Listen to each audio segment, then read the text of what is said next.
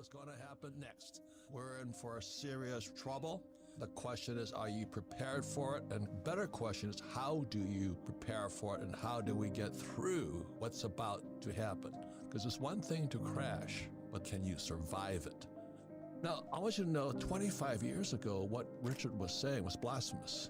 It's treasonous. How dare he talk about that? And the problem is, it's true today. His books were prophetic, they were calling what's coming right now. So the problem with most people is they're stuck in microeconomy. They don't see the big picture.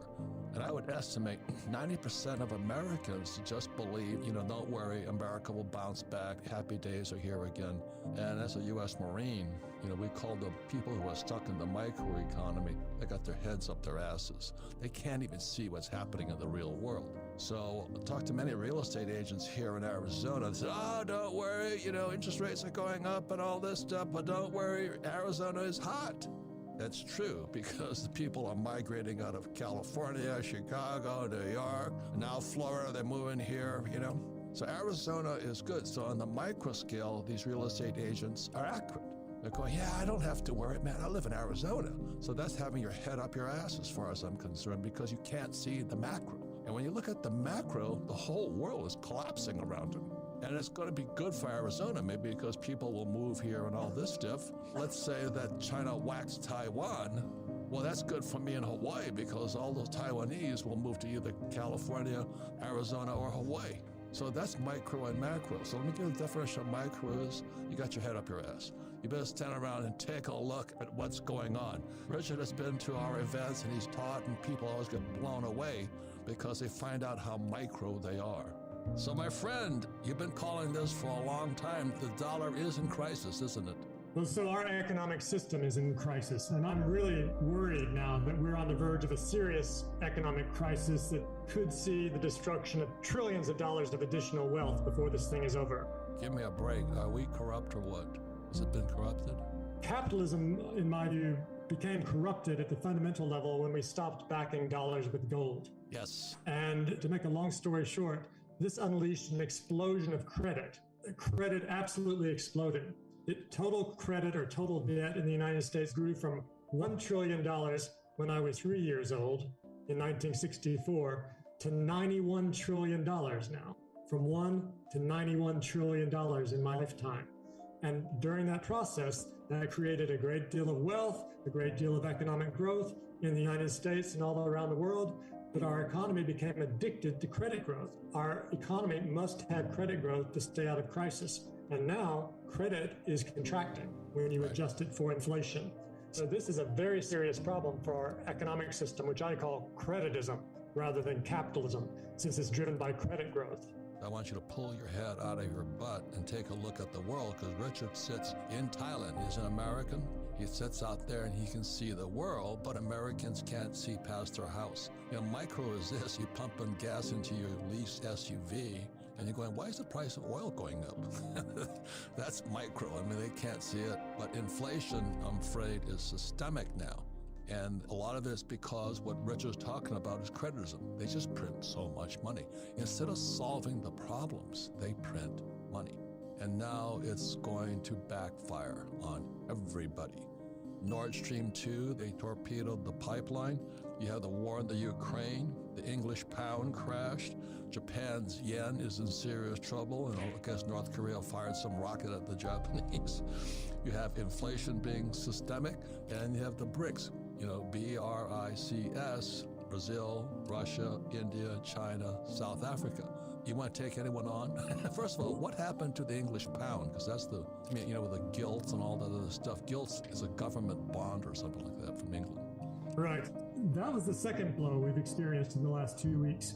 What happened there was the new English Prime Minister and her finance minister announced very large tax cuts, very, very large tax cuts, with a lot of this going to the wealthy people, the wealthiest parts of society. And that meant that the UK government was going to have to borrow a great deal of additional money just at the time when the Bank of England, which had been buying government bonds through its quantitative easing program, it was planning to start selling government bonds. So suddenly, England looked like a third world country. Its interest rates on its government bonds doubled in about a 2-week period. They went from 2% on a 10-year government bond yield to 4%. Normally, that would make the currency appreciate, but the English pound started dropping like a rock. On Monday morning, it dropped to 103 to the dollar, the lowest in history. This huge swings in the currency, and more importantly, in the interest rates on the government bonds, was so violent and so unprecedented that the UK pension funds thought that they had cleverly hedged their positions with these derivatives contracts known as liability-driven investments. But the moves were so large that the people they had these derivative hedging positions with started calling in their margins, and they couldn't put up their margins. So they got sold out of these hedging positions, and it looked like the entire UK pension system, the various pension funds, were on the brink of going bankrupt. Collapse. And so the Bank of England had to jump in, and they intended to start reversing quantitative easing. They were going to do quantitative tightening. But by the end of the week, they reversed course, and now they were going to do even more quantitative easing. They said they'd buy 65 billion pounds of additional government bonds over the next month or so. And that has restored calm temporarily. And in fact, it's injected a bit of euphoria in all the markets because investors hope that since the Bank of England reversed course and started loosening monetary policy, they hope the Fed is going to do the same thing. The point here is this: what does it mean to the English people? Because their pensions are about to collapse. And the Bank of England is the Fed, the same as our Fed. When they start printing more money, what does that mean? Inflation, or are they trying to avoid a depression? What were they doing? Well, the first move is to try to avoid a depression. That was what they had to do first. They had to act as a lender of last resort. No one else would provide money to support the financial system in England. And so England said, we'll do it. We'll create a bunch of money and we'll restore order. And they did. That's been the problem since about 1998 when long-term capital management crashed and the Fed had to bail out a hedge fund. And Jim Rickards, his question was back then, who bails out the Fed? And I think we're kind of there now. Who's going to bail out the Bank of England? And who's going to bail out the Fed and all the Bank of Japan and all these central banks? Well, the central banks have had it very easy for the last 3.5 decades because globalization was extremely deflationary. It was pushing down prices and the inflation rate was very low, so interest rates were very low, so they could get away with printing a whole lot of money without causing high rates of inflation. And by printing a lot of money, they would buy government bonds, and that would finance government spending and let the government spend a lot of money and stimulate the economy that way. So this was Goldilocks for 3.5 decades. But suddenly now globalization is going at least partially into reverse. Yeah. First, we had COVID and the supply chain bottlenecks all around the world. Next thing you know, Russia's invaded Ukraine, pushing up energy prices, oil prices, gas prices, wheat prices, corn prices, another big round of inflation. And suddenly the central banks are in shock because for the first time in 35 years, they have to deal with inflation. Inflation in the UK is at 10%. It's 10% in Germany. It's practically 10% in the United States. And so now, if they try to support the economy by printing more money, that's going to just fan the inflationary flames. But if they don't print more money, then credit's going to contract and the economy is going to spiral into crisis. Because the English people still have no idea. Most Americans have no idea what happened. And they actually believe the Fed can save them. But as my friend Jim Rickards says, who's going to bail out the Fed? Who's going to bail out the Bank of England? The central bank system is under crisis also right now. And that's what Richard was alluding to 20-something years ago. And so the question is next is, what's happening in China? I mean, they have the biggest bubble in real estate ever, right? Absolutely. Well beyond real estate. They have excess capacity of everything on a mammoth scale. I once was told by a Chinese professor that in his town, the city government had built 2 beautiful big new bridges. The only thing is they hadn't built the river yet. What's going to happen with the Japanese yen, and why is North Korea firing rockets at them? The Bank of Japan, the Japanese central bank, is determined to keep their interest rates at a very low level, even though interest rates in the United States and everywhere else, most other countries are going up very rapidly. If the U.S. interest rates are 3.5%, Japanese interest rates are only 1/4 of 1%, and the Bank of Japan plans to keep them there. And they can do that. But that means no one's going to want to hold yen because you can't earn any money if the interest rate's 25 basis points. They want to sell their yen and buy dollars because the dollar you can get 3.5% interest. That means the Japanese yen is falling. It's at a 20-year low. And unless the Bank of Japan changes its policy, it looks like it's going to keep falling. I'm fourth generation Japanese American, and I always laugh about it because the Japanese per capita have the highest savings rate demographic, the highest savings rate of any population. And that's why the Japanese aren't the smartest. You know, I mean, why would you save money when the governments are printing it? So that's why in Rich Dad Poor Dad I put savers are losers. And now American savers are getting their butts handed to them because they're going to print even more. So the other thing too then is, what do you think about the BRICS? See, Americans can't see the BRICS. It's out of their picture. Brazil, Russia, India, China, South Africa, and the Belt and Road Project or the Silk Road Project. What do you think those guys are up to against the dollar? They used to all be very strong and moving together so they could be grouped together under this heading of the BRICS. But now they're all moving in different directions for different reasons. Russia's economy is in serious trouble because of its ill-advised invasion of Ukraine, and it's not doing very well. They've got lots of sanctions imposed on them. They can't import any high-tech semiconductors, for instance, so they're going to run out of weapons. So their economy is in crisis. And of course, as you know, I believe that 20 years from now, oil's not going to have any value whatsoever. And their economy is entirely fueled by their earnings from oil and gas. So they're looking at a very dire future, in my opinion.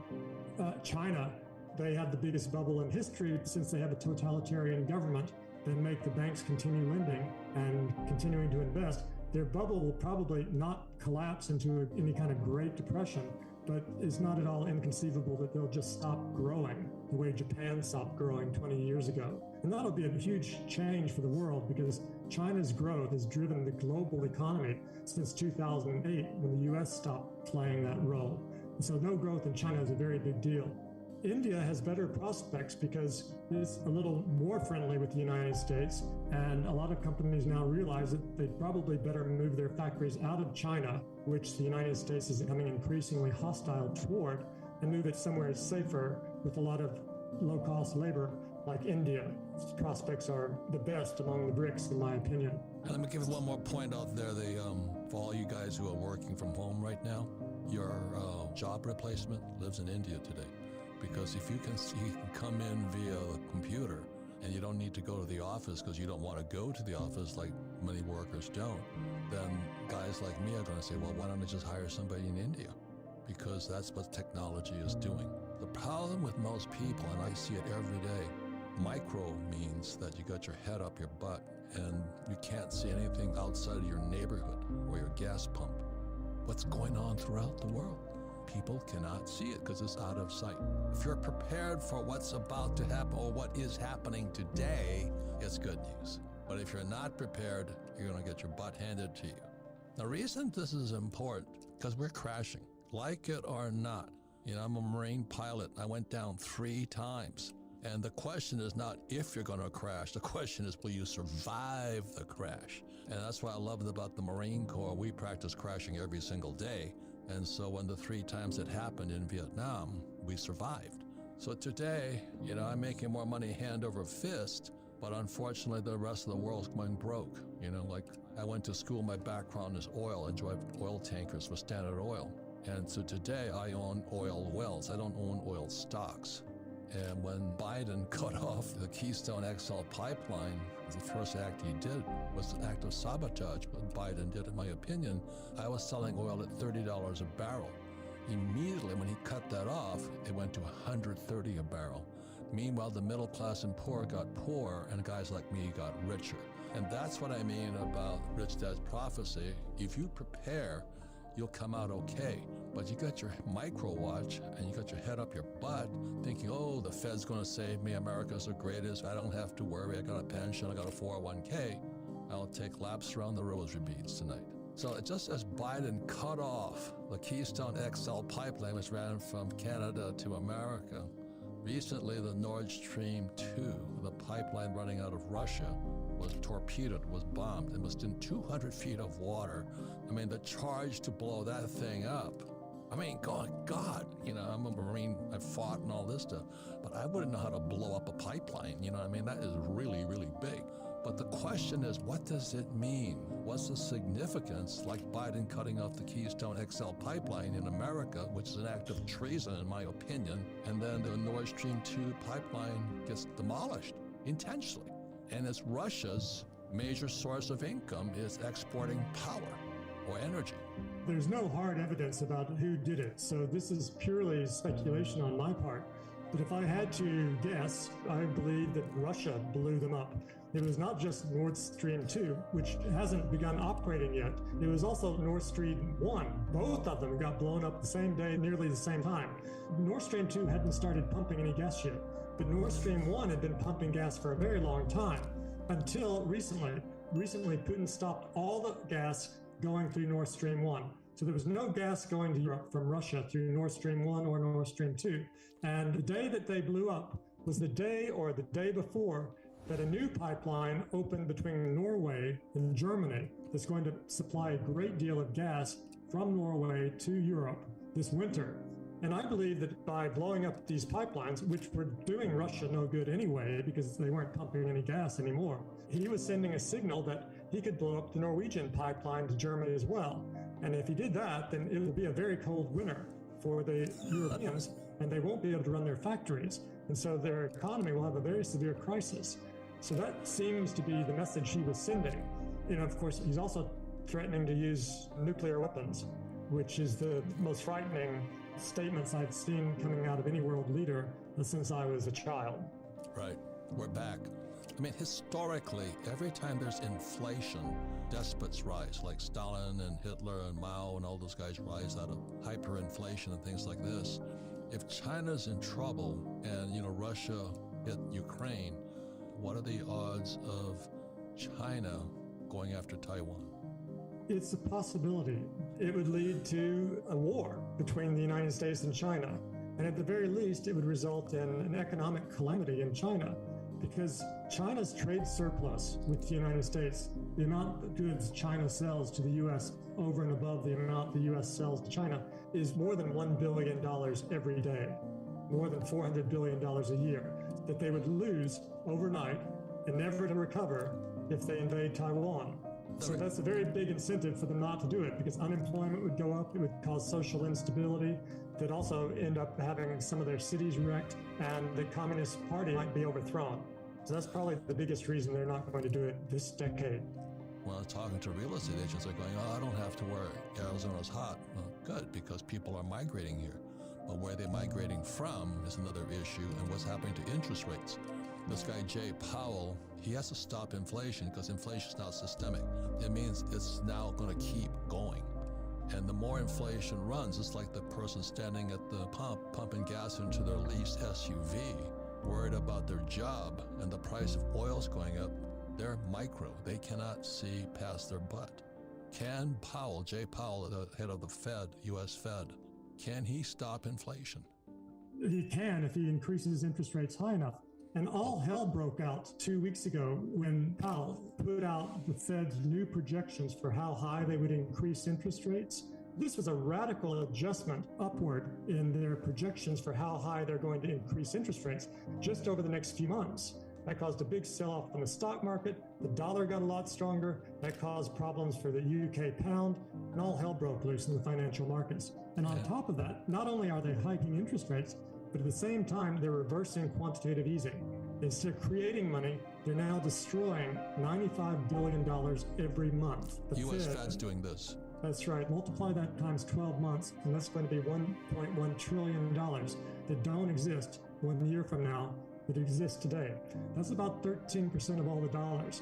As long as the Fed is carrying out quantitative tightening or destroying dollars like that, it's very likely that asset prices are going to keep falling, because all of the asset prices are floating on this ocean of liquidity that the Fed is now draining. So it's like a bathtub. The bathtub is being drained of water and all the asset prices are going down. That means that their real estate is going to come down because there's fewer buyers.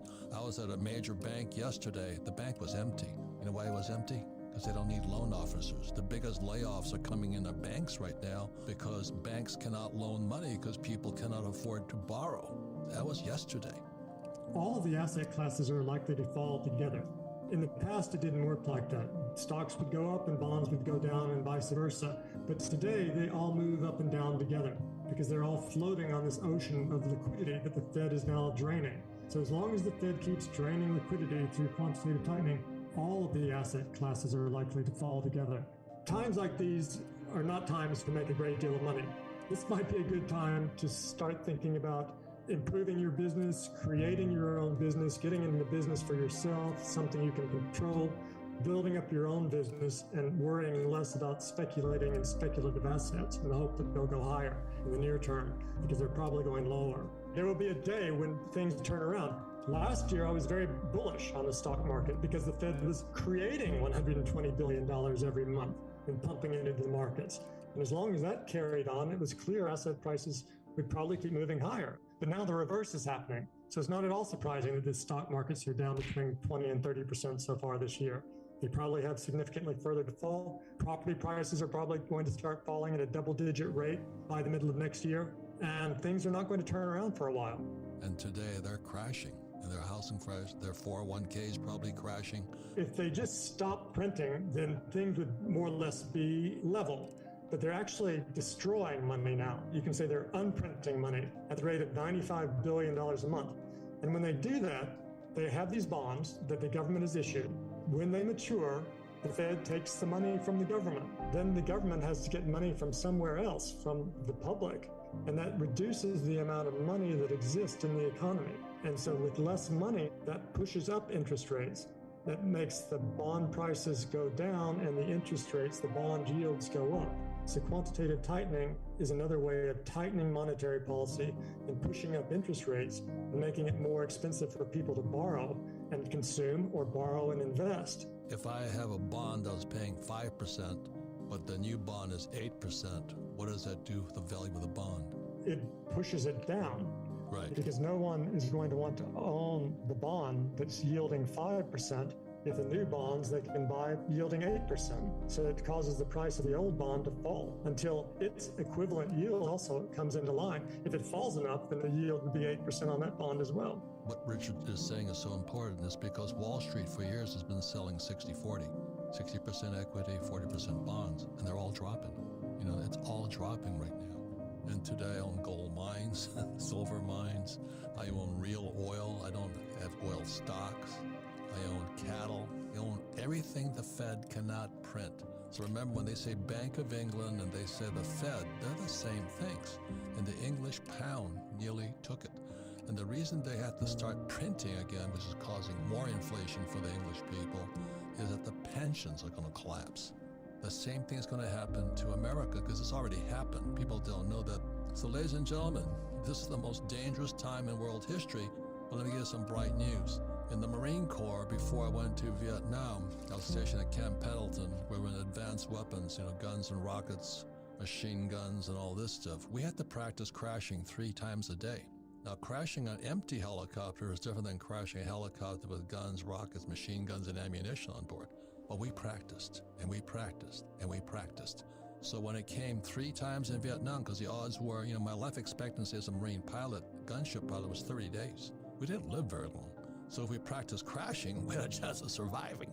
So I went down 3 times, and my crew and I came back home back in 1973, only to get spit on and hit by eggs by little commie pinkle hippies from the Woodstock generation. Here we are today, and there's no financial education in our schools. Well, the world is crashing. I don't know if people understand that because in 1971, Nixon took the dollar off the gold standard. 1944, during the Bretton Woods Agreement, the dollar became the reserve currency of the world, but we made a promise to the world that the U.S. dollar would be as good as gold. The trouble is, as Andy Schectman talks about in all this, is that we started fighting the war in Vietnam and the war on poverty in America, socialism, and we didn't have enough money. So we broke the Bretton Woods Agreement in 1971. Nixon took us off the gold standard, and that was the corruption of capitalism. They could print money rather than make work for money. So ladies and gentlemen, we're screwed. Prepare for the crash, and remember, micro means